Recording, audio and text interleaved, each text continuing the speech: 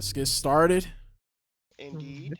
Blueprint for Black Power, Chapter 24 continues the Black consumer and the economics of Afrocentrism. We started off pages 609 to 620.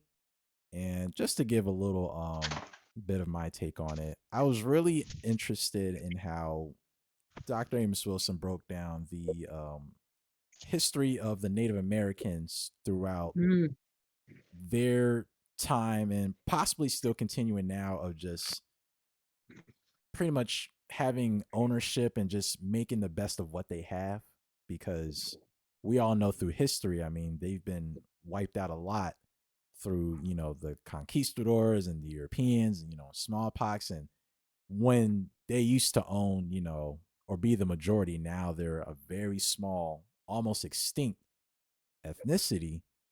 Still, they were able to make some kind of impact. mhm. And their way of economic empowerment, I mean, it's just very interesting. Like, they have their own radio shows. They've daggone created, real estate and developed that. And I think one of the things that really I admired the most was, it was a quote from the Cherokee chief, Oh yeah. Wilma Mankiller. He hmm said, there has emerged a consensus in Indian country that if we're going to see economic growth, we're going to have to do it ourselves. And tribes have to come to realization that federal resources are going to continue to decline no matter who is in the White House. So they pretty much came to a point that, the government is going to be the government regardless. What are we going to do, basically, for each other? And yeah, I just thought, that was a good section to really, dive deep into. And then we go into, to our side, Black tourism in the industry. And there was another section, I think, the power of refusal. And these sections also inspired me, the three questions that I created. But let's start off with question number one: communal ownership is the ownership or property where each of its members have a right to use it or a portion of it. Question: what are some properties that Africans can have communal ownership of? Second question: what about the BAIO? And when I thought of this, I was like, what kind of ownership or property can we have where each member has a a equal share, or we can all use it? Because, like, when I'm thinking of communal ownership, right, I think of community gardens, where hmm if you're in a community, you could plant, you could take fruit or whatever, because you live in that neighborhood, you live in that area, so therefore, you know this is our garden, your garden's my garden, it's our garden. But It's an excellent. Yeah. yeah, Excellent. and other properties, what I'm thinking of, hmm one that I thought of, if it was Besides, go ahead. I was about to say besides the country club shit. Besides the country I was club. about to say no, like I was about to say like a pool, like a lot of the recreational facilities. That's what I was thinking Okay, too. okay. Yeah, oh yeah, recreational facilities. Yeah, that'll definitely be a Yeah. good idea, because there's like so many activities that they have, at recreational centers, and hmm that's where you could like That's it. have, events and host things and stuff. And Yes. ownership will increase engagement and such. Another thing, which brings into the first question, was reverse discrimination.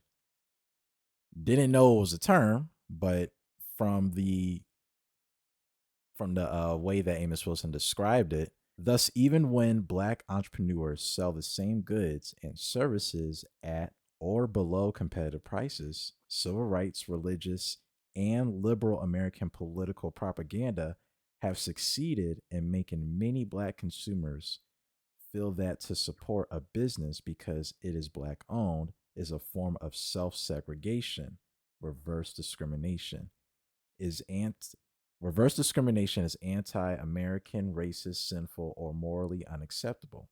Many Black consumers may feel guilty for consciously discriminating in favor of Black-owned businesses, despite the fact that all other ethnic groups consumers engage in these practices, vice versa, their own group-owned businesses relative to those owned by Blacks.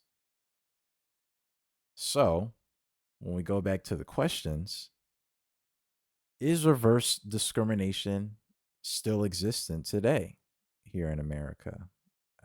Does it exist in Africa in some ways? Any thoughts?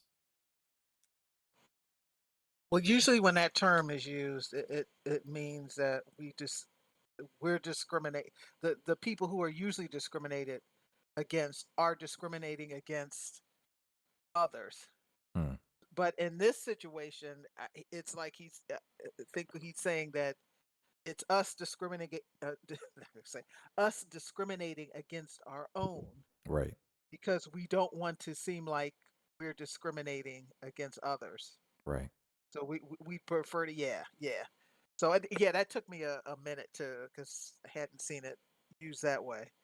But I think it's more of the as the saying goes, the grass is greener, the ice is colder, Mm-hmm. the sugar is sweeter on the other end, on the other Mm-hmm. side. So I think it's more of that It, than, oh, I don't want to seem like I'm right. I won't use white. And that does happen, but I think it's more of that, being dominated mentally to think that everybody else is better than our own.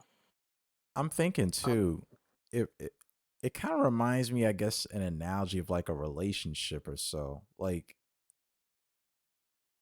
okay, it's maybe a toxic environment or so, and then the person's like deciding to self improve or kind of turn the other leaf and reinvent themselves, and then the person that is toxic, I guess, is like, oh, so you're just gonna leave me? You're just gonna better yourself? Focus on you, like. And then possibly that person might turn back like, yeah, that is kind of selfish of me. Like I guess not totally, but It's in like some way. gaslighting. Right. There we go. There we go. Thank you. Thank you. It's like gaslighting. Yeah. Yeah.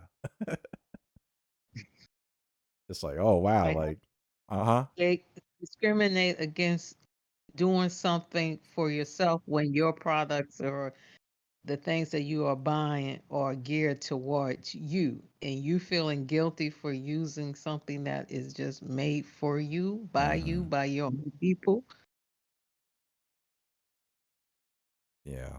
That's definitely how I see it. But I don't know. I guess to say, does it still exist? I think it. When I think when we have internal discussions, Mm-hmm. amongst within the group, Mm-hmm. you see it when someone will say, "Well, you know, I'm not going to discriminate against them because they're not black. I'm not going." Right. You'll hear somebody get huffy and puffy Huffy and puffy, with yeah. this huffy and puffy with just a suggestion. Yeah. Sometimes, like, I wouldn't do that because I wouldn't want that done to me, so I wouldn't do that or what. And just Mm. that kind of confused logic, and Mm-hmm. I've definitely heard that. But to me, that yes, I'll say yes to the question, but I think it's more of, you know the ice is cold or whatever somebody else does is better than us. I think there's still a lot of that happening. Right. Yeah. I mean, even like not with even with buying products, I was just thinking too, like just with politics or justice in general. I'm thinking maybe Black Lives Matter could be an example because at first it was about us, but then all of a sudden all lives matter came, and then blue lives matter, and I guess Oh yeah, maybe that could be an example of how it took that not perception, but the agenda of what Black Lives Matter was for, what the purpose was, to now just being about everybody. but that's a little different because you do, but I Mm-hmm. guess we consider them to be coons, kind of, Mm-hmm. to do that. But that's mostly other people uh taking the message and twisting around and pretending like Yeah. that's what we're doing, as opposed to us doing that. Yeah. Most of us don't do for that example, don't do that with that overall message. Mm. So I think it's a little bit different there. Right. Okay. Okay. I was thinking another example that I had too, like, what about the state that African countries are in, with their government? Because Mm. we've talked about in the past how a lot of the leaders are heavily influenced by, the Western way of doing things, and pretty much their whole way of operating their country is, the they're on top, they're in this class and they want to make sure their needs are met and not necessarily the people's. Like, could that be a way of reverse discrimination because you're denying, your citizens' needs, and therefore they're going to look towards, okay, well, I want to be in America because I want that. Like, could that be a Yeah, way I of think. reverse discrimination? Well, I think it's kind of some of that might be the ice is colder on the other side, Mm-hmm. and some of that might be just I want power, and the only way I'll have power is if I suppress my people and Okay. Okay. follow with the yeah. So that's a whole, I think it's a a level of psychotic behavior. Psychotic behavior. Gotcha. Yeah. And and there's some with self-hatred that Mm-hmm. you look at your own people as less than, and you look lovingly at the West.